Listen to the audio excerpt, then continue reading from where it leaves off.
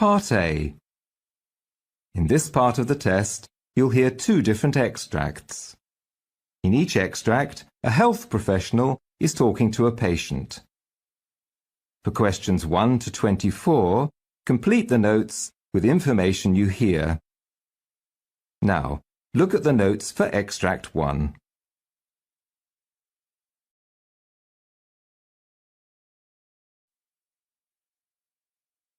Extract 1, questions 1 to 12. You hear a rheumatologist talking to a patient called Harry Davis, who suffers from gout and is attending for a medication review. For questions 1 to 12, complete the notes with a word or short phrase. You now have 30 seconds to look at the notes.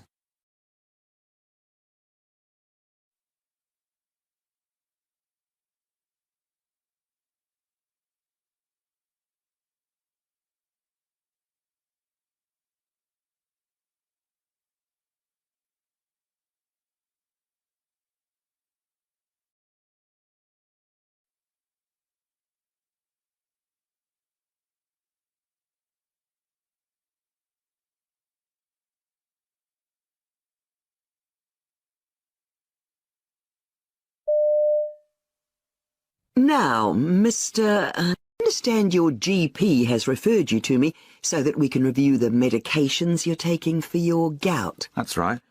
So, tell me a bit about this gout. When did it start? Well, my first serious attack was last year. My wife and I were on holiday and I woke up one morning with a really bad pain in my left knee. Well, I never thought of gout because I always assumed that just happens somewhere like your big toe, and anyway, I'm only 40. I thought it was something only old people get. So anyway, it was all red and swollen, and I decided it must be an insect bite. But I couldn't think how that might have happened, without me feeling something at the time. Or my wife suggested it might be something to do with the pills I take for my cholesterol. Unlikely, I think. But anyway, the pain didn't get any better. In fact, quite the opposite. I started to get frightened because I thought it might be a sign of something really serious. It was excruciating. So my wife thought I needed to get some help. So she phoned the local clinic and told them about my symptoms. They told her to bring me in. It was a good thing she was there. I was in too much pain to drive. I mean, I could only just manage to walk from the house to the car. Anyway, when we got there, the doctor took a look and said he wanted to take a blood sample. He said it might be an emergency because it looked as if it could be septicemia. So then we got really frightened, but about an hour later they came back and said no, it wasn't, thankfully, but they thought I had gout. So actually at that stage we were quite relieved. Yeah, I can imagine. And the doctor asked if I'd ever felt anything like it before. Well, actually, then I remembered that in the winter I play quite a bit of rugby and sometimes I'd get some soreness in the same place the day after, but I just thought I'd sprained it or something, and it would go away after a couple of days. But this pain's much worse, and it comes even when I've been resting. I've had it quite a few times since my first attack. Right. So, what have you been taking to deal with the pain? Well, at first the doctor at the clinic suggested I took some anti-inflammatories, but I can't say they made much difference. So when I got the next attack, I was at home, and I went to my GP. She suggested I took... I can't remember the name, something? Colchicine? That's the one. So that dealt with the pain better, but it gave me awful diarrhea. Yeah. I'd never take it again. And then I had a really bad attack. I think the doctor had got to the stage where, she was already giving me really powerful medicines to no effect. So she gave me liquid morphine to take. It made me feel quite sick, actually. And I was a little bit away with the fairies, walking around not quite knowing where I was. Right. Did you try any other sort of treatment apart from the medications? Yes. My GP said I could try using an ice pack, and that did make a bit of difference, but you can't have it on all the time. So anyway, after that, she said, let's try allopurinol, see how you get on with that. So I started taking that, but I didn't get on with it. It gave me a skin rash, so I rang her up and she told me to stop taking it, that I'd better see a specialist. So here I am. Is there anything more you can do? Well, I'm sure we can find something, maybe combination.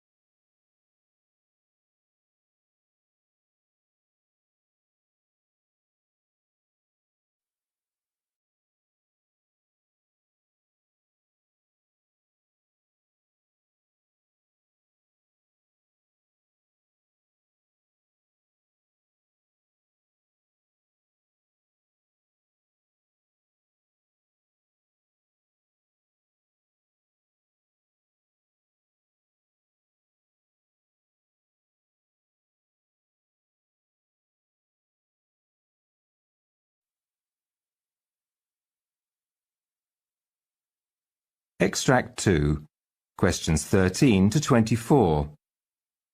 You hear a doctor in an emergency department talking to a patient called Gail Kennedy. For questions 13 to 24, complete the notes with a word or short phrase.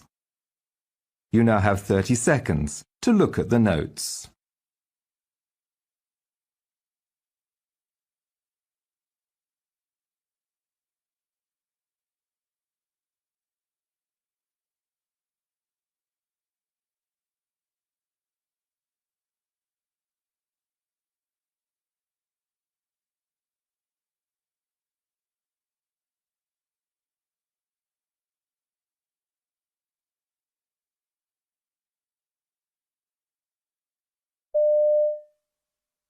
Mrs. Kennedy? Yes. I'm Dr. Jarvis. Hello. Sorry to keep you waiting. Okay. Now, can you tell me what's brought you here today? Well, I got back from holiday 2 weeks ago, and I've been feeling awful ever since. It was a long-haul flight because we'd been to South America, and when I got back I felt awful. I thought it must be jet lag, but brutal, much worse than I remember having before. Anyway, I thought I'd get over it, but it actually got worse. After a few days, I was getting bad chills and non-stop shivering and achy muscles. I just felt lousy.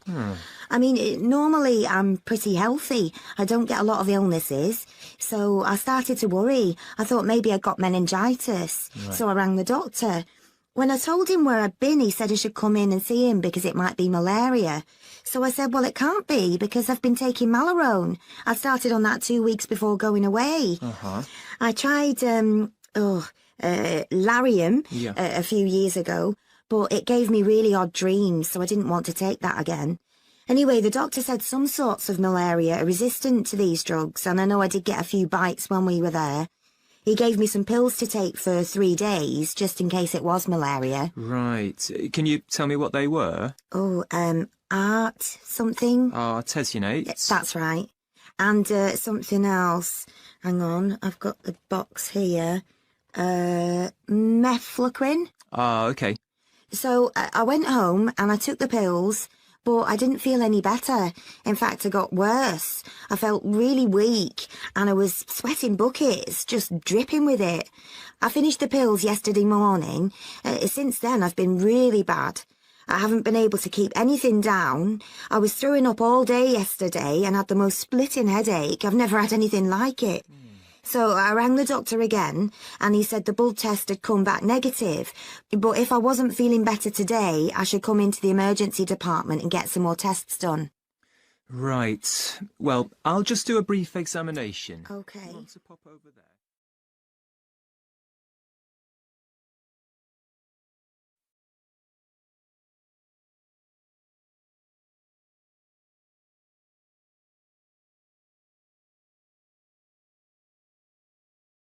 Okay, so your skin's a good colour, I can't see any sign of jaundice, and your breathing's sounding pretty good. You haven't had any episodes of breathlessness, have you? No. But yesterday, my heart was really racing. Yes, there is some evidence of that now. And something else. All this week, I felt as if there was something scratchy in my eyes, like sand or something, and they feel really dry. I see. And have you had any abdominal discomforts? Well, there's no pain, but I don't have any appetite.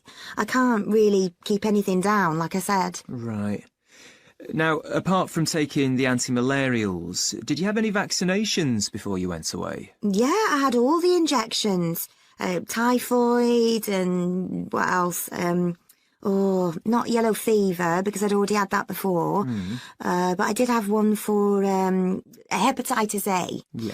And they were fine. I don't usually have any problems with things like that.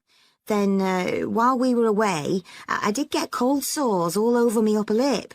I've had them before, and I'd got some over-the-counter stuff for them, so I just used that. Right. Apart from that, I was fine during the holiday. I'm normally very healthy. Uh-huh. I did have breast cancer a few years ago. That was in 2011. I had a lumpectomy, so I was taking tamoxifen for 5 years. But I don't have to take it now. Okay. So it's possible that this might be a reaction to certain drugs, but we'll need to do some more tests first.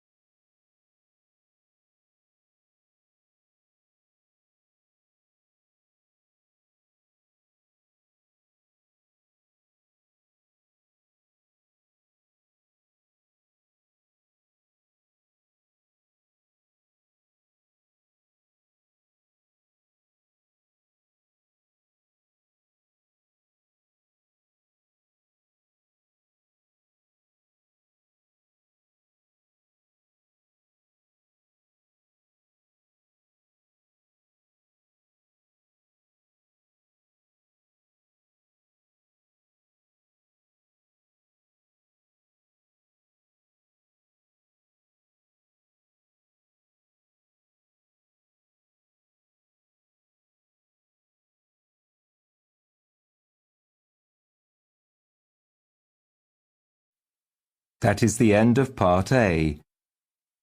Now look at Part B.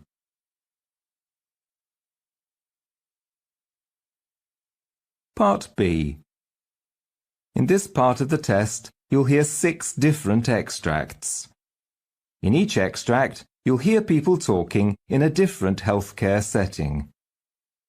For questions 25 to 30, choose the answer A, B or C, which fits best according to what you hear. You'll have time to read each question before you listen. Complete your answers as you listen. Now look at question 25. You hear a patient talking to a dental receptionist. Now read the question.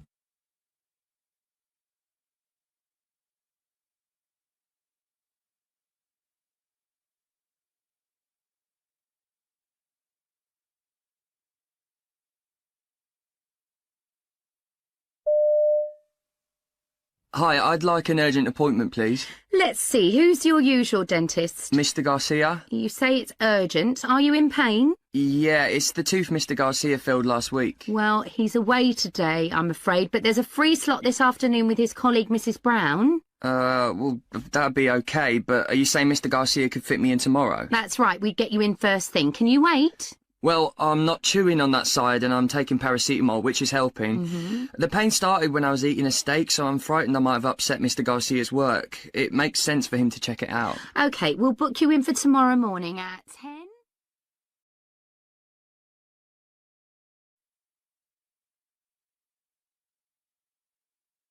Question 26. You hear part of a presentation to nursing staff about an extension to visiting hours. Now read the question.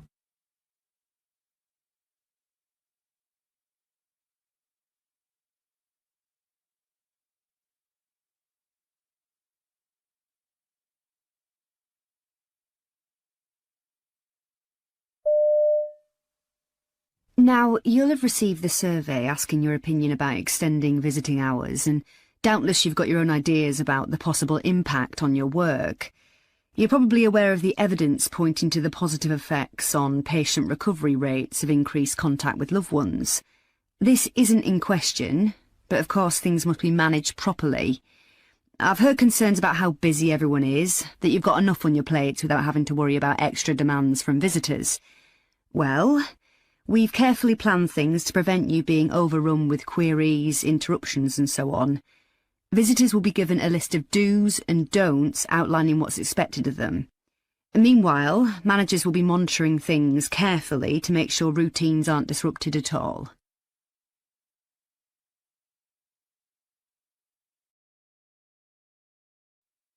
Question 27.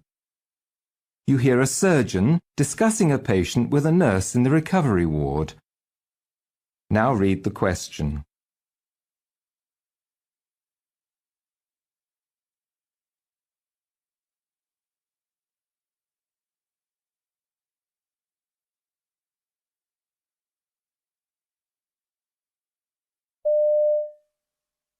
It looks like Mrs. Jones is still a bit groggy after her thyroidectomy. Will she be going up to the ward soon? Yes, I'm going to call a porter. She should be going up in 15 minutes. OK. I've added some extra post-op pathology orders. She may have problems with the drop in her calcium. Her thyroid was just huge. We didn't see all 4 parathyroid glands, and we need to check that they haven't been affected by the procedure. She seems OK, but I want her calcium level checked twice a day. She needs to be monitored for any breathing problems, muscle cramping and numbness, and for tingling in her fingers. OK, I'll make sure a report to watch out for hypercalcemia is passed on. OK, if you need me, call me.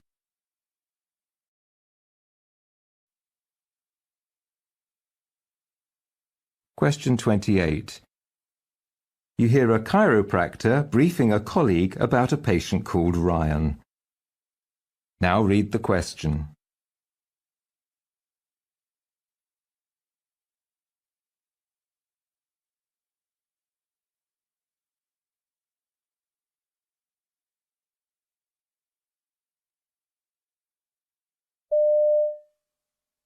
Today we're going to start with Ryan. He's 2 weeks post-surgery for a torn rotator cuff. He also had a spur on his acromion process removed. This is his first time in rehab post-surgery, I believe. That's correct. Okay, so today we're going to begin utilizing high-frequency vibration to break up the scar tissue forming in his left shoulder joint following the surgery. We're going to do each of his treatments that way, so you'll see a progression over time, how we get him back to a point where he's able to live his normal life. Movement's the key to rehabilitation, and this treatment resonates with the nerves too, so it should eventually help them heal quicker and reduce his discomfort.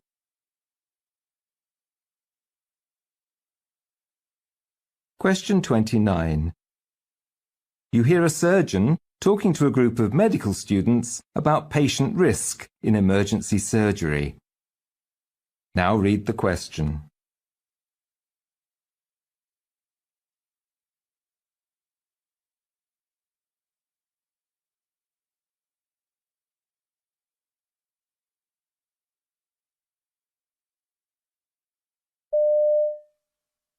If you look at the risks of elective surgery, they're really very low compared to emergencies.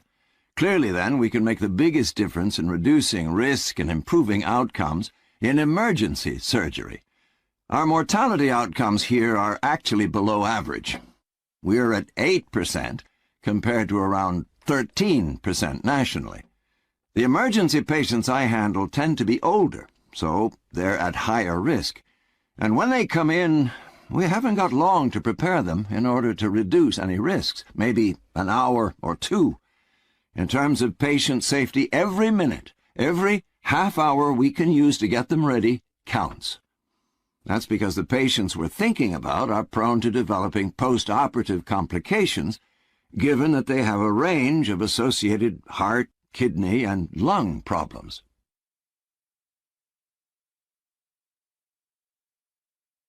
Question 30. You hear a surgeon talking to a patient who's just had a knee operation. Now read the question.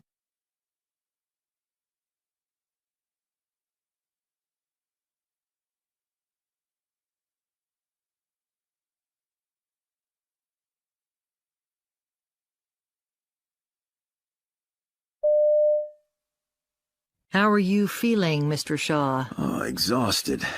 But the painkillers must be working. I can't feel my knee as you predicted. You're bound to feel weary after an operation. It went well, though. We cleaned out loose cartilage from the joint. You can go home now. Oh, thanks. I had an arthroscopy on the other knee several years ago, so I know what it's like. The idea that it gets done in less than a day is still pretty mind-boggling, though. You'll need crutches for 2 weeks, but you should be walking okay within a month. Oh, good. Give it 4 months before you put any serious impact on it, though. 4 months? After my last stop, I started running again within a month. Thinking about it, though, I guess I paid for it. That knee had a lot of niggles for months afterwards. Yeah, if your body's hurting, it's telling you something. Okay.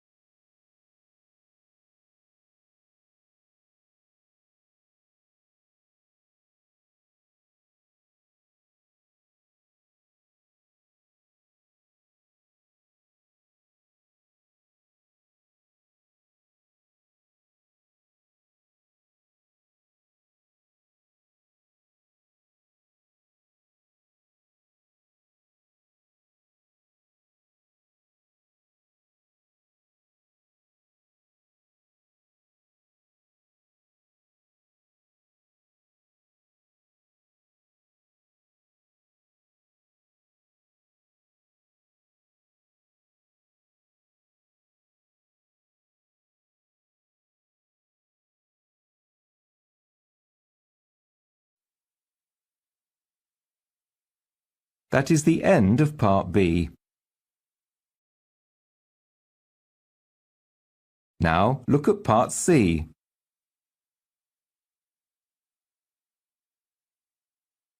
Part C. In this part of the test, you'll hear 2 different extracts. In each extract, you'll hear health professionals talking about aspects of their work. For questions 31 to 42, choose the answer A, B or C, which fits best according to what you hear. Complete your answers as you listen. Now look at Extract 1. Extract 1, questions 31 to 36. You hear an interview with Dr. Helen Sands about her work with patients who are learning to cope with amputation. You now have 90 seconds to read questions 31 to 36.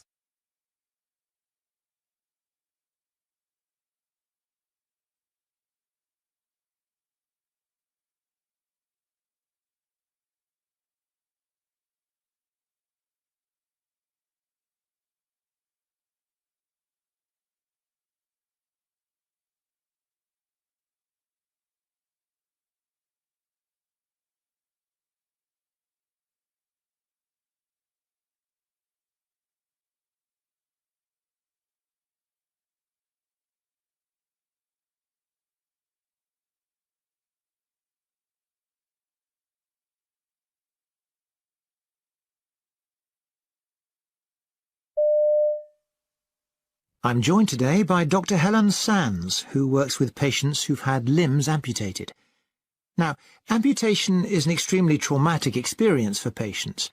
Helen, in your experience, how do younger patients tend to react to it? Well, in a range of ways, depending on whether the loss was expected, if it was due to chronic illness, or to something sudden like an accident. One of my young patients in that situation, let's call him David, said losing his leg suddenly was like the pain of an unexpected death in the family. And although this didn't really apply to him, for many young people, even watching a football game can make them feel shut out of activities they once took for granted. But then others come to terms with the fact that for them, normality will be something different from what it was before the operation. And patients can still suffer pain from a missing limb, can't they, even after the limb's been amputated? What's called phantom limb syndrome. How common is this? Well, the phenomenon was first observed many years ago in soldiers who'd lost a limb in combat. The majority reported pain coming from the missing limb. Obviously, surgical techniques have improved, but a large number of amputees still report suffering from a degree of pain from the missing limb. In a few instances, this might be due to a poorly fitting prosthetic, for example, or residual limb pain, but the majority of cases are harder to explain. And patients are reluctant to talk about it in case medical professionals doubt their mental state, so it's not very easy to say just how often it occurs. However, I still tend to think it's large numbers. And you must have come across examples of this phantom limb syndrome in your own patients who have missing limbs. Oh, yes, of course. Many patients report feeling as if the missing limb is still attached to their body, even years after the amputation. Some patients have reported actually trying to use it just as they did before. And in the case of other patients, they feel as though the missing limb is permanently at an abnormal angle, and they have to make allowances for it when moving around. I've come across a number of instances of that. And other patients experience what we call telescoping. The sensation that the limb is still there is normal, but it's become smaller, shrunk somehow. And I understand that you have a treatment trial going on in the hospital at the moment. Well, yes. I mean, in the normal course of treatment, we administer analgesia, and we also make use of local injection therapy using pain-blocking agents. Unfortunately, though, these don't always work as well as we might like. So we're working with a group of patients who have reached the point where the pain's badly affecting normal activities such as sleeping and going to work. All patients in the group have suffered from phantom limb pain for 10 years on average. So they're the most extreme cases we could find. So how did you set about treating the patients in the trial group? Well, when a limb is lost, that affects a number of brain functions, and we wanted to try to restore those functions. So we attached electrodes to the remaining muscles of the stump and then asked patients to try to move the phantom limb. And patients could view their virtual limb moving on a computer. But they couldn't just imagine moving the limb, they actually had to force their brain, if you like, to perform the action. Because only then would these circuits, these pathways, be restored in their brains. So the patient controlled the virtual limb just as they would have with their own limb. And slowly, they got better at doing this in a way that was productive to the brain. And patients invariably reported that as a result, their pain diminished. So the treatment was useful. Does it have any other advantages? Well, we followed up patients after different periods of time, and the improvements were still there, but not to the same degree. But the decrease in pain levels was still statistically significant. But this kind of treatment is very easy for patients to do at home once they've left the hospital. They only need a computer with a webcam and the program. And this research is ongoing, of course, so we can look in more.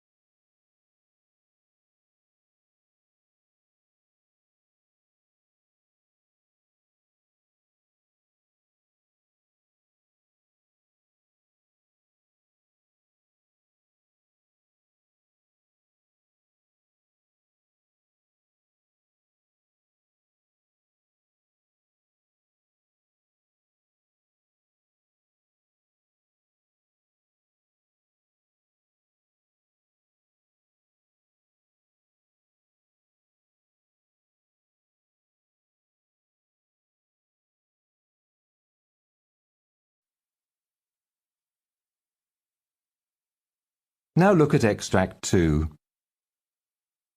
Extract 2, questions 37 to 42. You hear a dermatologist called Dr. Jake Cooper talking about a skin condition called hidradenitis suppurativa, HS. You now have 90 seconds to read questions 37 to 42.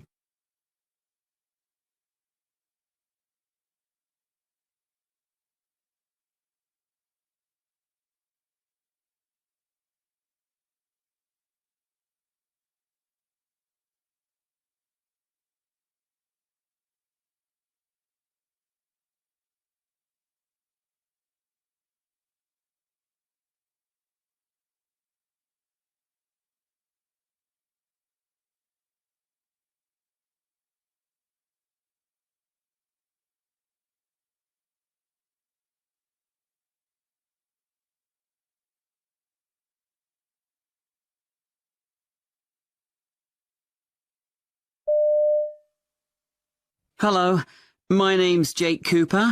I'm a dermatologist, and I'm going to talk about a skin condition called hidradenitis suppurativa, commonly abbreviated to HS. Let me tell you a bit about this condition. HS is a chronic inflammatory disorder characterized by painful swollen lumps on the skin, which may break open, releasing fluid or pus. It's also called acne inversa, and in fact, sufferers often think they've got acne or pimples. But unlike acne, HS affects apocrine gland-bearing sites, in particular the armpits and the pubic regions.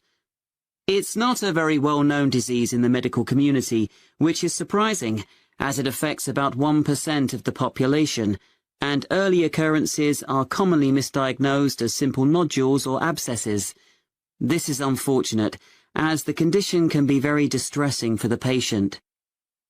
We don't know exactly what causes HS, though it seems to be linked to blocking of the hair follicles in the affected area. It tends to occur most often in younger females, and it's often found in patients who are overweight. Studies carried out into a possible link between deodorant use and HS have so far been inconclusive, but the condition is more prevalent among smokers, and there's some evidence that nicotine may affect the follicles. Patients sometimes worry that they've caused the condition by shaving, or possibly by using depilatory creams, but there's no evidence that either is a contributing factor. Let me tell you about one case I encountered recently. This was a 22-year-old woman called Sophie, who came to see me because she had a number of painful boils in her groin. These had been occurring with fluctuating severity for the previous 3 years. When I questioned her further, I learnt that she'd previously undergone incision and drainage of various lesions on multiple occasions at various medical centres. She also told me that she'd taken a course of an unknown oral antibiotic to treat an abscess about 2 months earlier. So I was able to put 2 and 2 together and make a connection with HS. Then we could start to think about the right sort of long-term treatment for her. When treating patients with HS, it's important to be aware of the impact it can have on them. Many studies have confirmed that patients with HS commonly experience depression as a result of their condition. Additionally, HS has a significant psychosocial impact. Patients reported feeling unworthy and unlovable, and described their lesions as ugly, smelly, and embarrassing. In some cases, symptoms may spontaneously resolve themselves for long periods of time. But both doctor and patient need to remember that there could be a flare-up years or even decades later, and that currently, treatment is limited to finding a way to manage the condition. HS may present itself in younger patients too. In another case, I saw a 14-year-old girl called Emily, who came to see me with her mother following a diagnosis of HS by her GP. We needed to confirm the diagnosis and decide on the most appropriate treatment. Her mother expressed concerns about what she referred to as Emily's unappealing hygiene. This was said in front of the girl. Now, we know that HS is notably not due to poor hygiene. While HS is a skin disease, It's happening lower in the dermis than just the surface level. In this case, Emily had a lesion on the mons pubis, which required surgical intervention.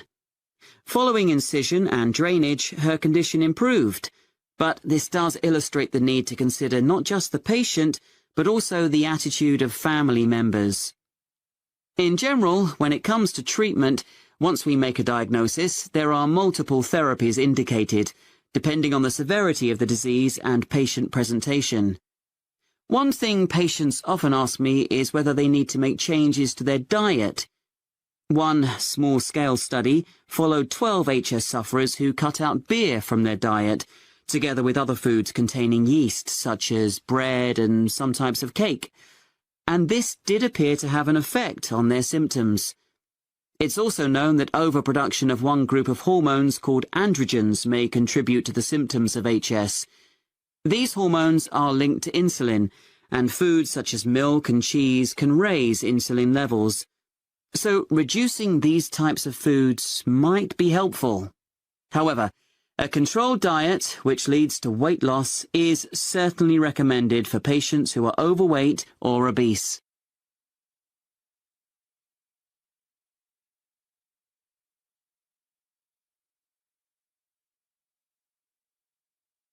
That is the end of Part C.